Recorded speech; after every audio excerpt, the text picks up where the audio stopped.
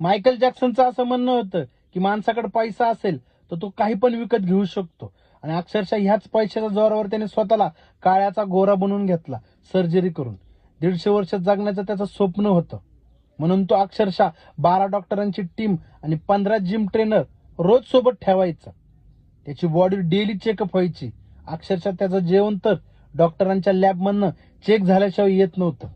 तो घराच्या बाहेर पडताना हातामध्ये हँडग्लोव्ज आणि तोंडावर मास्क लावल्याशिवाय बाहेर पडत नव्हता. हे तर सोडा, त्याने पैशाच्या जोरावर अक्षरशः एक जिवंत माणूस विकत घेतला होता.